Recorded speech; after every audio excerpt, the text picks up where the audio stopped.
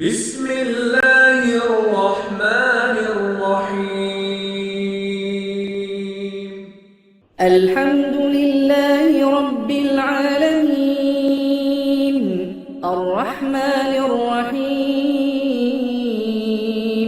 مالك يوم الدين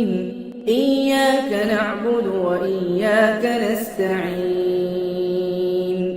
اهدنا الصراط المستقيم صراط الذين أنعمت عليهم غير المغضوب عليهم ولا الضالين.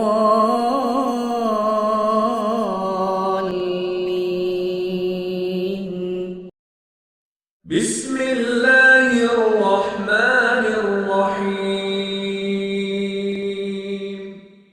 ألف لام ميم ذلك الكتاب لا ريب فيه هدى للمتقين الذين يؤمنون بالغيب ويقيمون الصلاة ومما رزقناهم ينفقون والذين يؤمنون بما أنزل إليك وما أنزل من قبلك وبالآخرة هم يوقنون أولئك على هدى من ربهم وأولئك هم المفلحون. إن الذين كفروا سواء عليهم أأنذرتهم أم لم تنذرهم لا يؤمنون ختم الله على قلوبهم وعلى سمعهم وعلى أبصارهم غشاوة ولهم عذاب عظيم. ومن الناس من يقول آمنا بالله وباليوم الآخر وما هم بمؤمنين يخادعون الله والذين آمنوا وما يخدعون إلا أنفسهم وما يشعرون في قلوبهم مرض فزادهم الله مرضا ولهم عذاب أليم بما كانوا يكذبون. وإذا قيل لهم لا تفسدوا في الأرض قالوا إنما نحن مصلحون ألا إنهم هم المفسدون ولكن لا يشعرون. وإذا قيل لهم آمنوا كما آمن الناس قالوا أنؤمن كما آمن السفهاء ألا إنهم هم السفهاء ولكن لا يعلمون. وإذا لقوا الذين آمنوا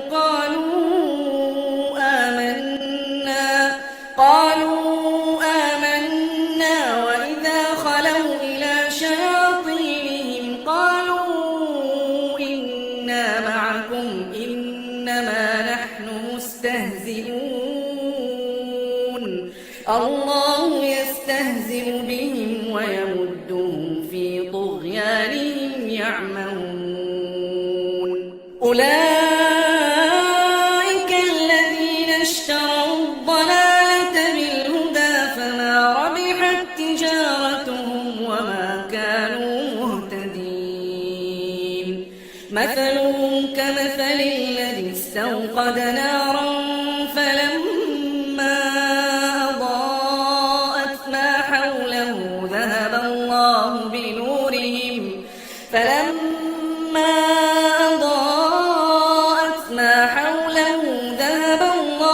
بنورهم وتركهم في ظلمات لا يبصرون صم بكم عمي فهم لا يرون.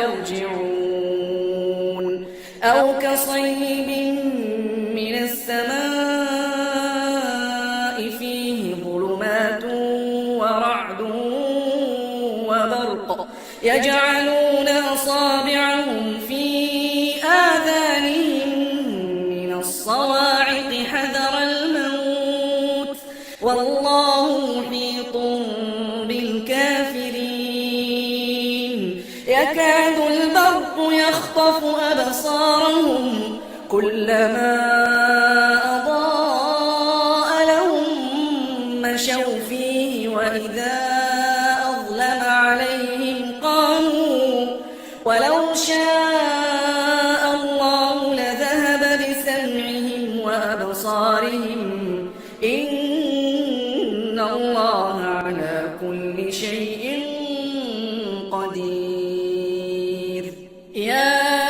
أيها الناس اعبدوا ربكم الذي خلقكم والذين من قبلكم لعلكم تتقون الذي جعل لكم الأرض فراشا والسماء بناء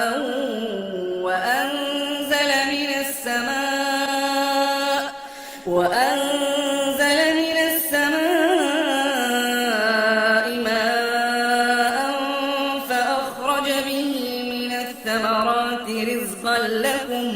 فلا تجعلوا لله أندادا وأنتم تعلمون وإن كنتم في ريب مما نزلنا على عبدنا فأتوا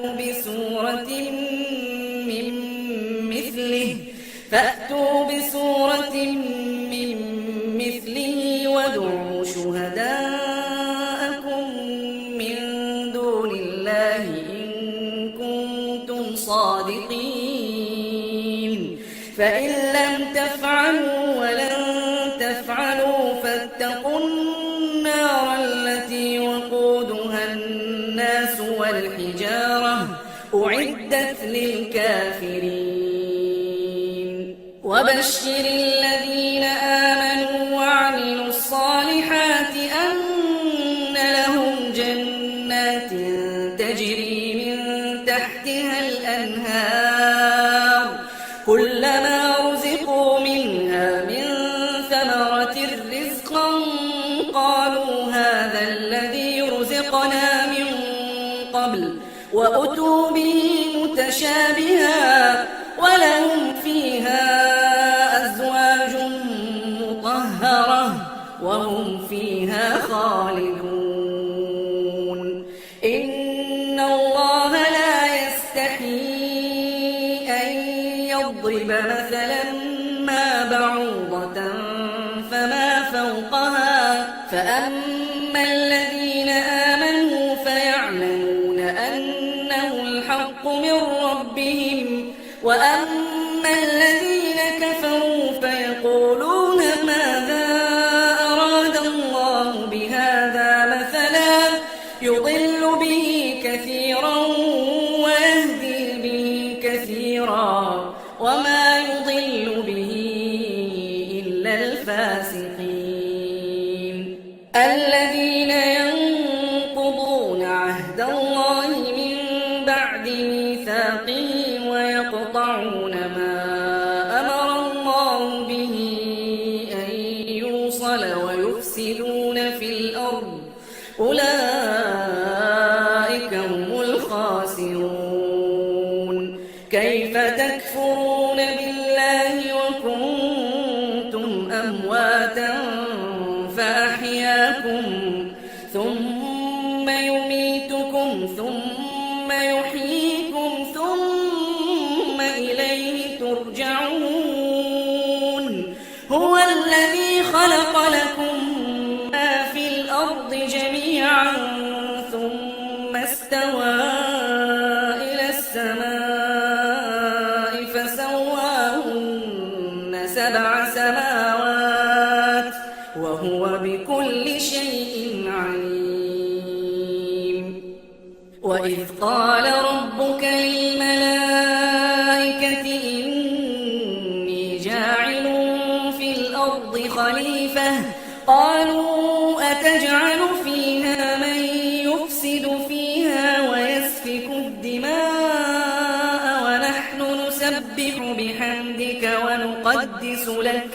قال إني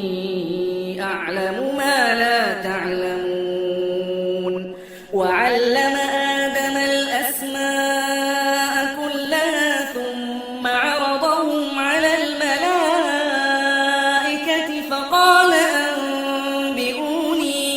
فقال أنبئوني بأسماء هؤلاء إن كنتم صادقين قالوا سبحانك لا علم لنا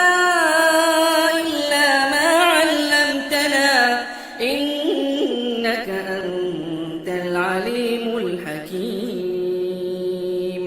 قال يا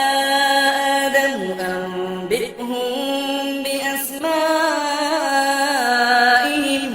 فلما أنبأهم بأسمائهم قال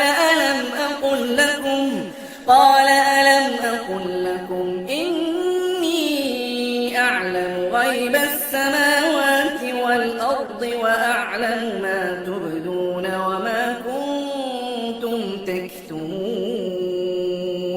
وإذ قلنا للملائكة اسجدوا لآدم فسجدوا إلا إبليس أبى واستكبر وكان من الكافرين وقلنا يا آدم اسكن أنت وزوجك الجنة وكلا منها رغدا حيث شئتما ولا تقربا هذه الشجرة فتكونا من الظالمين فأزلهما الشيطان عنها فأخرجهما مما كانا فيه وقلنا اهبطوا بعضكم لبعض عدو ولكم في الأرض مستقر ومتاع إلى حين فتلقى آدم من ربه كلمات فتاب عليه إنه هو التواب الرحيم قلنا اهبطوا منها جميعا فإما يأتينكم مني هدى فمن تبع هداي فلا خوف عليهم ولا هم يحزنون والذين كفروا وكذبوا بآياتنا أولئك أصحاب النار هم فيها خالدون يا بني إسرائيل اذكروا نعمتي التي أنعمت عليكم وأوفوا بعهدي أوف بعهدكم وإياي فارهبون وآمنوا بما أنزلت مصدقا لما معكم ولا تكونوا أول كافر به ولا تشتروا بآياتي ثمنا قليلا وإياي فاتقون ولا تلبسوا الحق بالباطل وتكتموا الحق وأنتم تعلمون وأقيموا الصلاة وآتوا الزكاة واركعوا مع الراكعين أتأمرون الناس بالبر وتنسون أنفسكم وأنتم تتلون الكتاب أفلا تعقلون واستعينوا بالصبر والصلاة وإنها لكبيرة إلا على الخاشعين الذين يظنون أنهم ملاقو ربهم وأنهم إليه راجعون يا بني إسرائيل اذكروا نعمتي التي أنعمت عليكم وأني فضلتكم على العالمين واتقوا يوما لا تجزي نفس عن نفس شيئا ولا يقبل منها شفاعة ولا يؤخذ منها عدل ولا هم ينصرون وإذ نجيناكم من آل فرعون يسومونكم سوء العذاب يذبحون أبناءكم ويستحيون نساءكم وفي ذلكم بلاء من ربكم عظيم وإذ فرقنا بكم البحر فأنجيناكم وأغرقنا آل فرعون وأنتم تنظرون وإذ واعدنا موسى 40 ليلة ثم اتخذتم العجل من بعده وأنتم ظالمون ثم عفونا عنكم من بعد ذلك لعلكم تشكرون وإذ آتينا موسى الكتاب والفرقان لعلكم تهتدون وإذ قال موسى لقومه يا قوم إنكم ظلمتم أنفسكم باتخاذكم العجل فتوبوا إلى بارئكم فاقتلوا أنفسكم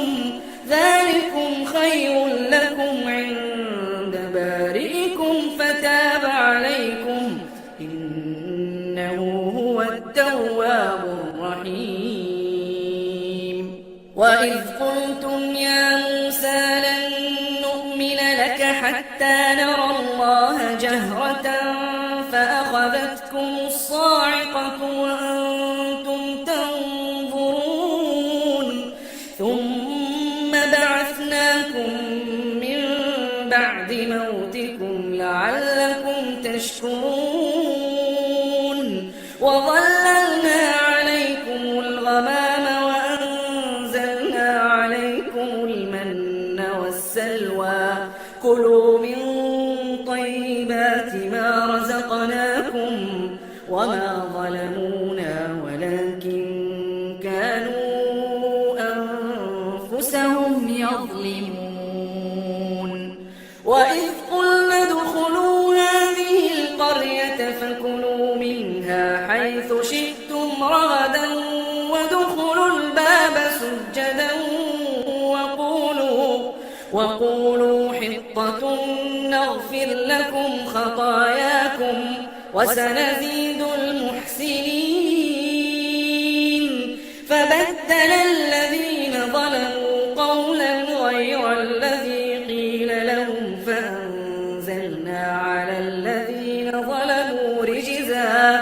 فأنزلنا على الذين ظلموا رجزا من السماء بما كانوا يفسقون وإذ استسقى موسى لقومه فقلنا اضرب بعصاك الحجر فانفجرت منه 12 عينا قد علم كل أناس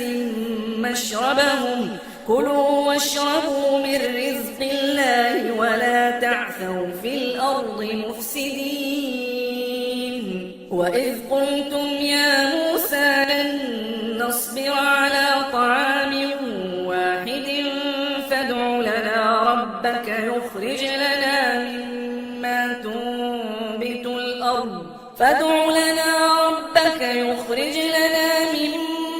تنبت الأرض من بقلها وقثائها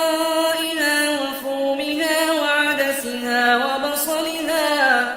قال أتستبدلون الذي هو أدنى بالذي هو خير اهبطوا مصرا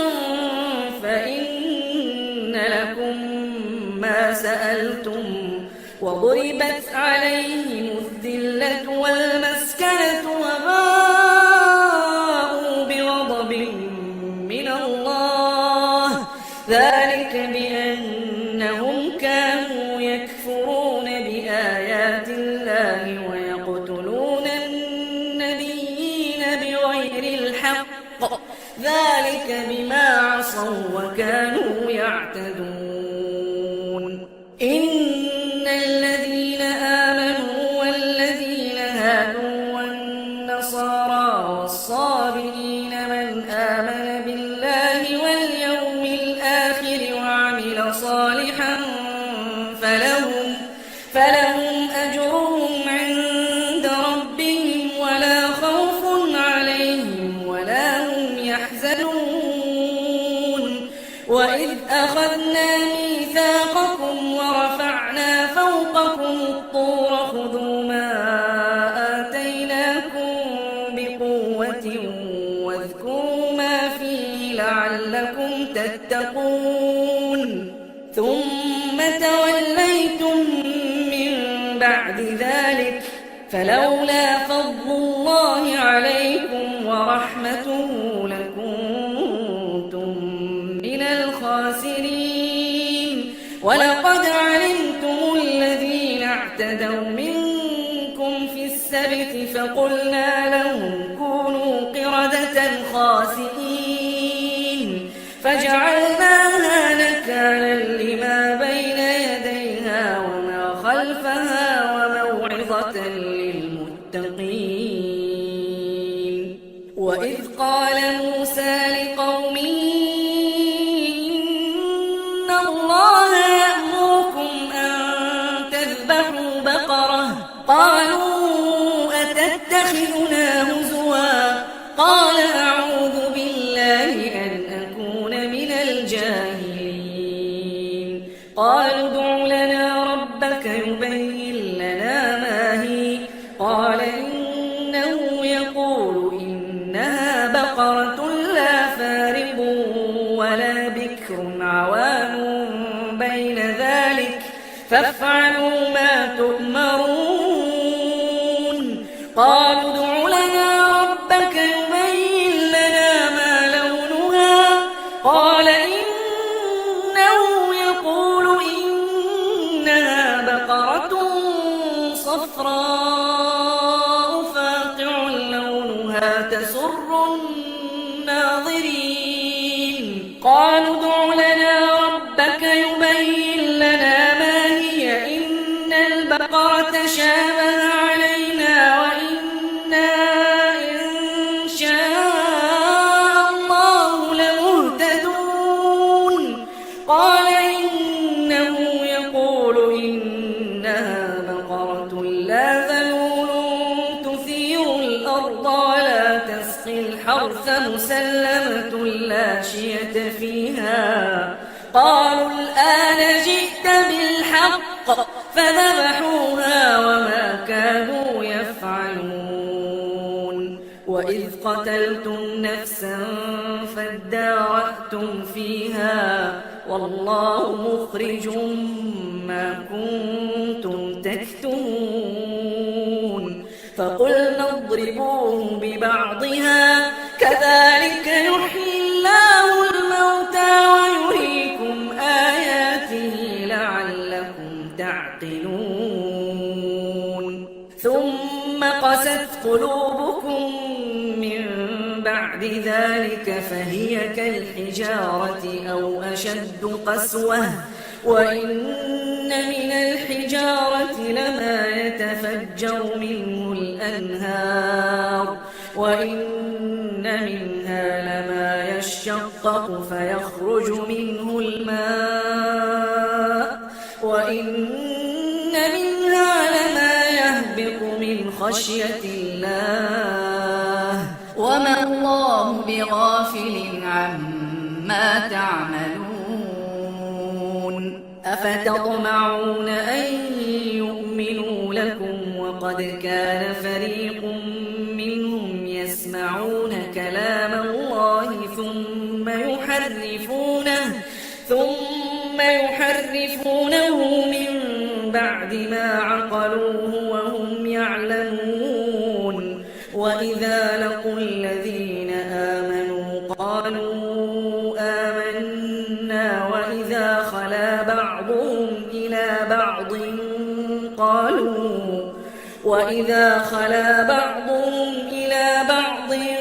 قالوا أتحدثونهم بما فتح الله عليكم ليحاجوكم به عند ربكم أفلا تعقلون أولا يعلمون أن الله يعلم ما يسرون وما يعلنون ومنهم أميون لا يعلمون الكتاب إلا أماني وإن هم إلا يظنون فويل للذين يكتبون الكتاب بأيديهم ثم يقولون هذا من عند الله ليشتروا به ثمنا قليلا فويل لهم مما كتبت أيديهم وويل لهم مما يكسبون وقالوا لن تمسنا النار إلا أياما معدودة قل أتخذتم عند الله عهدا فلن يخلف الله عهده أم تقولون على الله ما لا تعلمون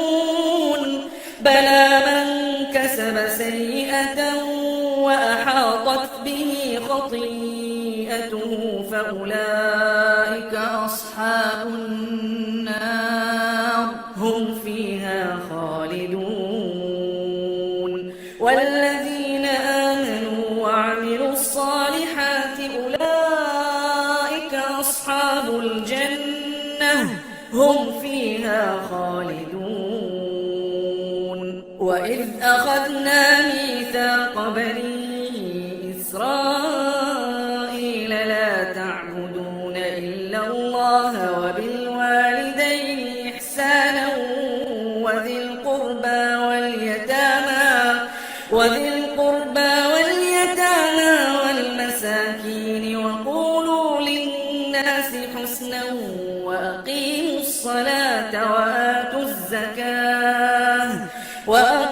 الصلاة وآتوا الزكاة ثم توليتم إلا قليلا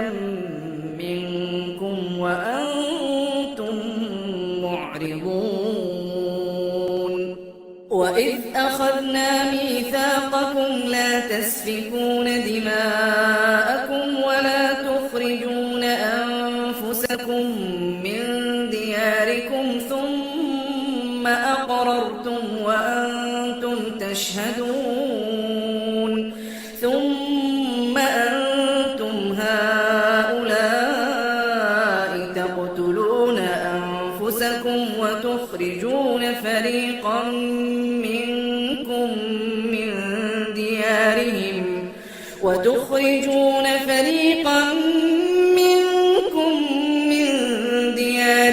تظاهرون عليهم بالإثم والعدوان وإن يأتوكم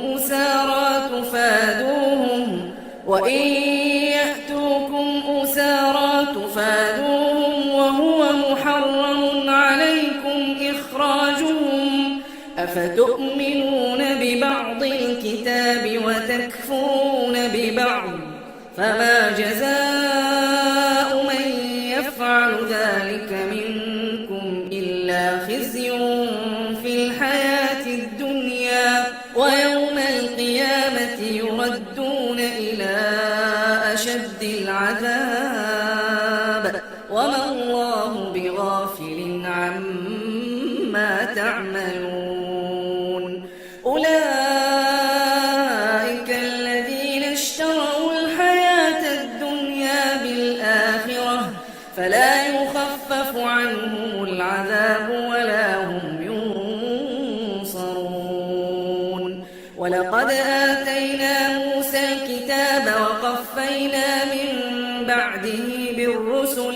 وآتينا عيسى ابن مريم البينات وأيدناه بروح القدس أفكلما جاءكم رسول بما لا تهوى أنفسكم استكبرتم ففريقا كذبتم وفريقا تقتلون وقالوا قلوبنا غلف بل لعنهم الله بكفرهم فقليلا ما يؤمنون ولما جاءهم كتاب من عند الله مصدق لما معهم وكانوا من قبل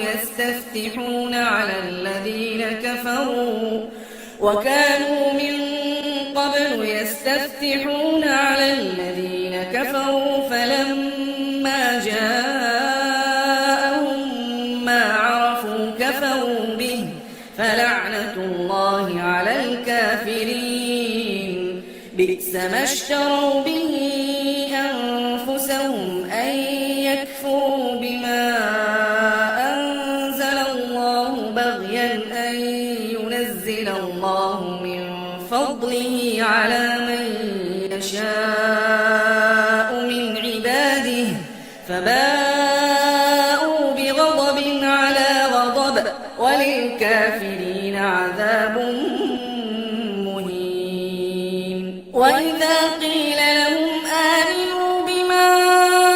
أنزل الله قالوا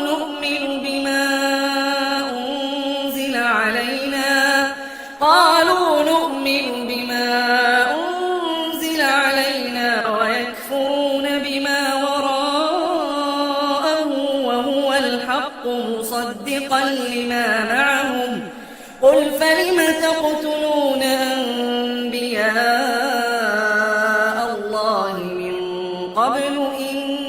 كنتم مؤمنين ولقد جاءكم موسى بالبينات ثم اتخذتم العجل من بعده وأنتم ظالمون وإذ أخذنا ميثاقكم ورفعنا فوقكم الطور خذوا ما آتيناكم بقوة واسمعوا قالوا سمعنا وعصينا وأشربوا في قلوبهم العجل بكفرهم قل بئس ما يأمركم به إيمانكم إن كنتم مؤمنين قل إن كانت لكم الدار الآخرة عند الله خالصة من دون الناس فتمنوا الموت إن كنتم صادقين ولن يتمنوه أبدا بما قدمت أيديهم والله عليم بالظالمين ولتجدنهم أحرص الناس على حياة ومن الذين أشركوا يود أحدهم لو يعمر 1000 سنة وما هو بمزحزحه من العذاب أن يعمر والله بصير بما يعملون قل من كان عدوا لجبريل فإنه نزله على قلبك بإذن الله مصدقا لما بين يديه وهدى وبشرى للمؤمنين من كان عدوا لله وملائكته ورسله وجبريل وميكال فإن الله عدو للكافرين ولقد أنزلنا إليك آيات بينات وما يكفر بها إلا الفاسقون أوكلما عاهدوا عهدا نبذه لا يؤمنون ولما جاءهم رسول من عند الله مصدق لما معهم نبذ فريق من الذين أوتوا الكتاب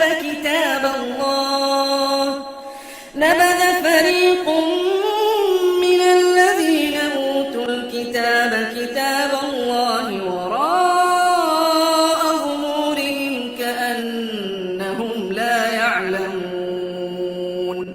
واتبعوا ما تتلو الشياطين على ملك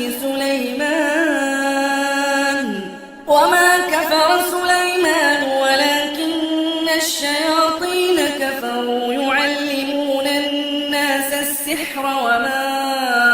أنزل على الملكين ببابل هاروت وماروت وما يعلمان من أحد حتى يقولا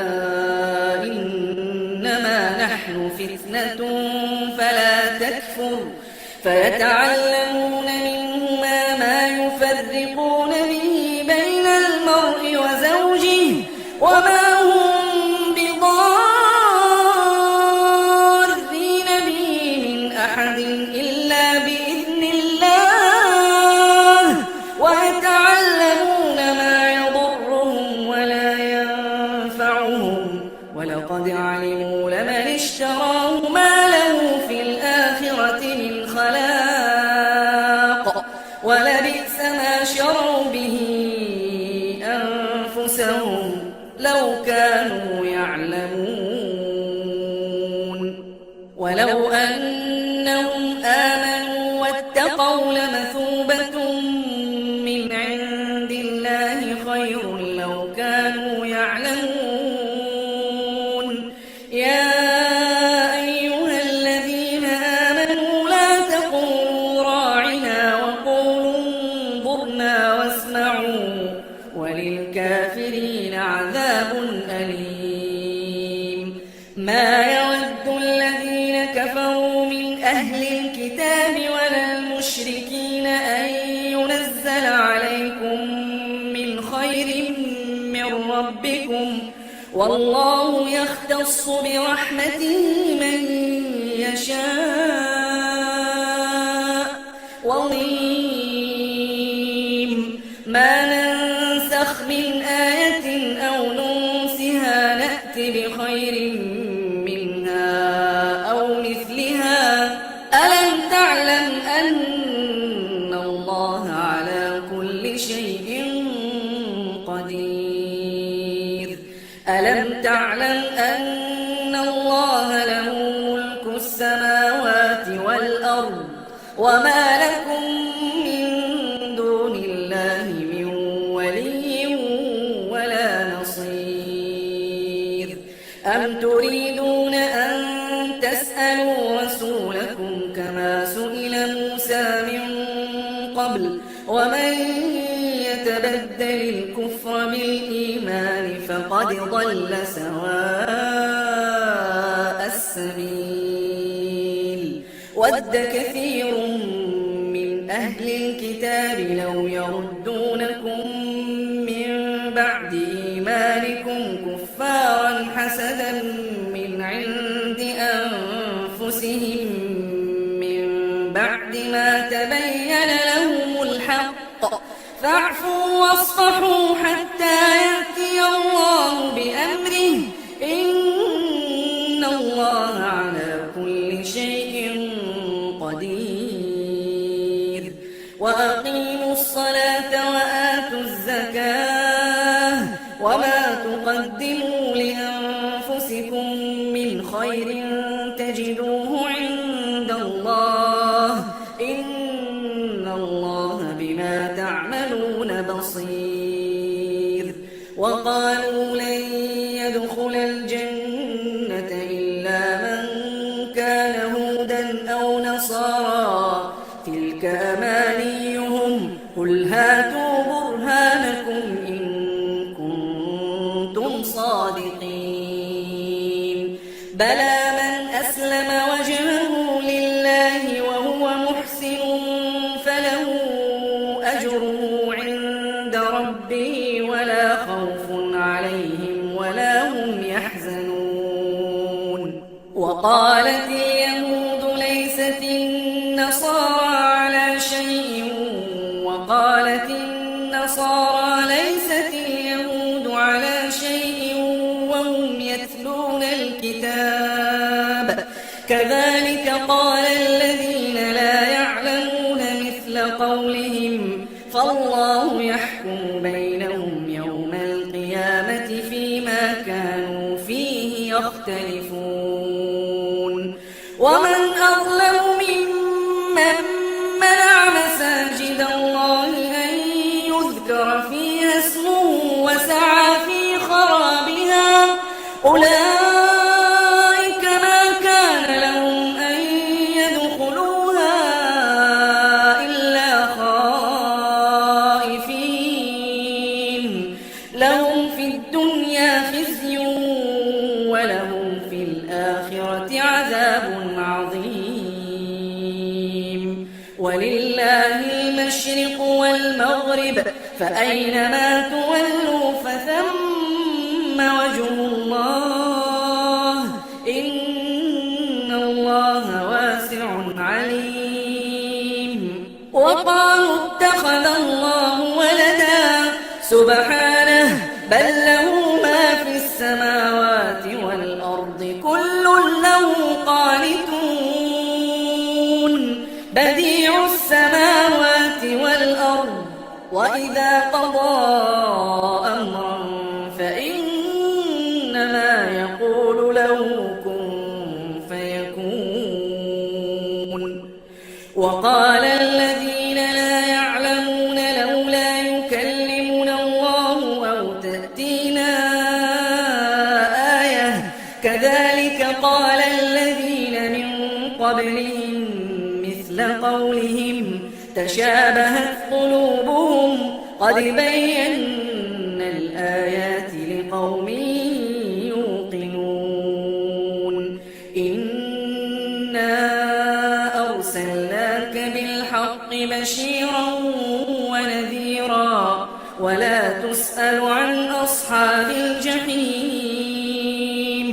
ولن ترضى عنك اليهود ولا النصارى حتى تتبع ملتهم قل إن هدى الله هو الهدى ولئن اتبعت أهواءهم بعد الذي جاءك من العلم ما لك من الله من ولي ولا نصير.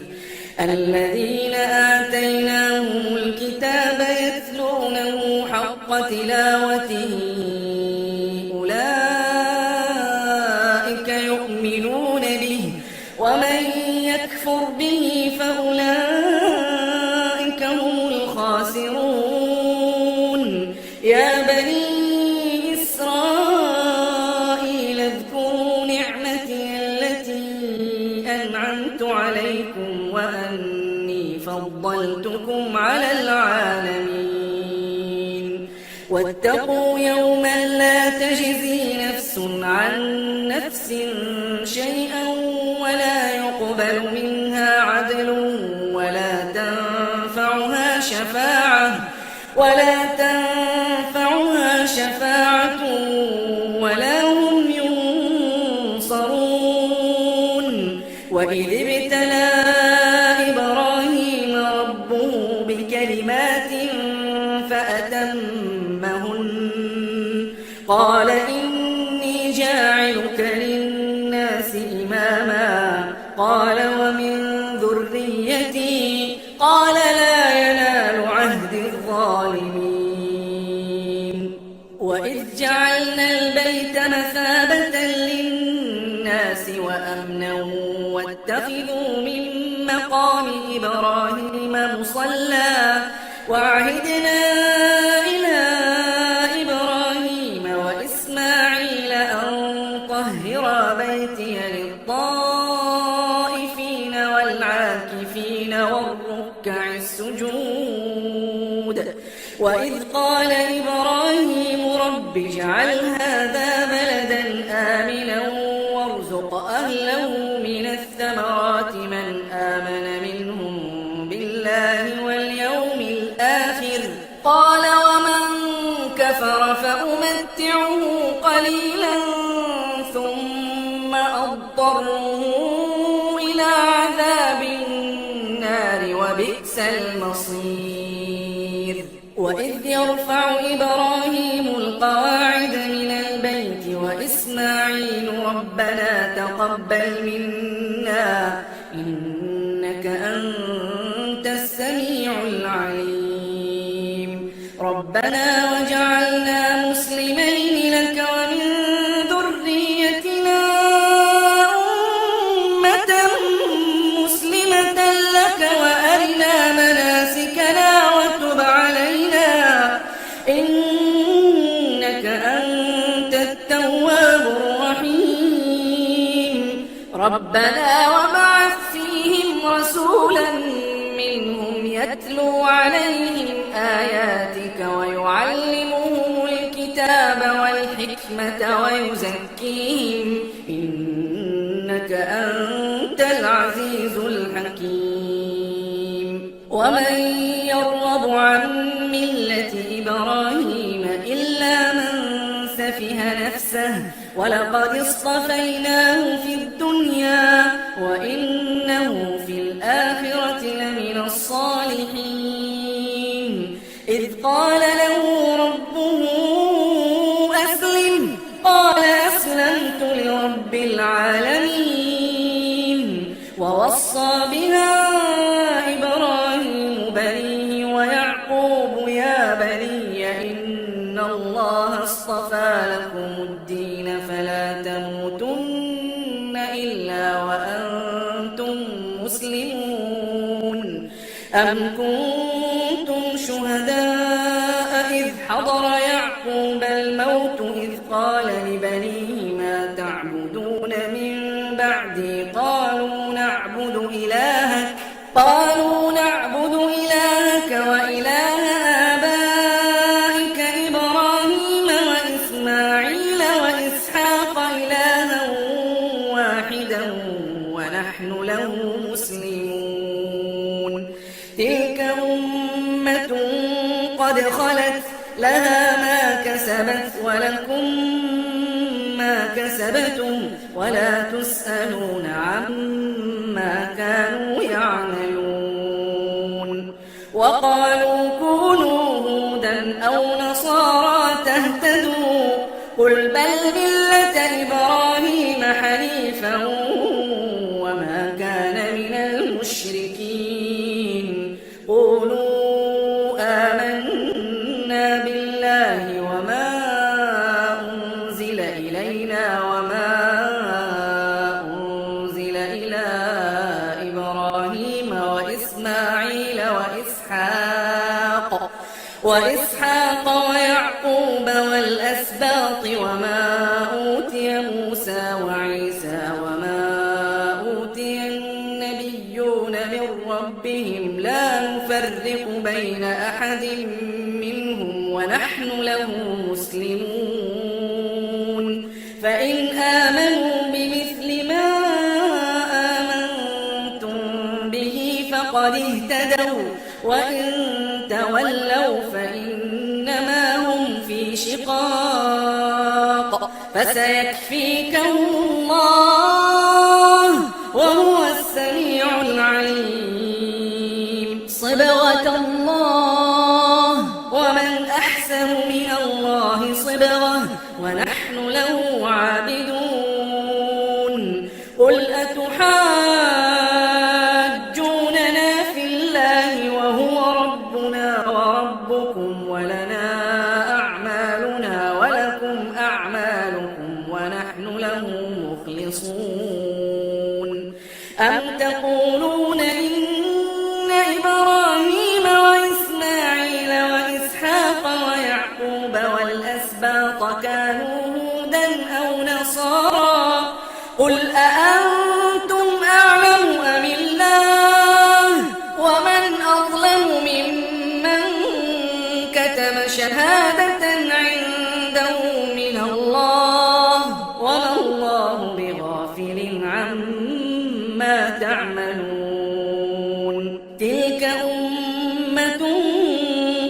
قالت لها ما كسبت ولكم ما كسبتم ولا تسألون عما كانوا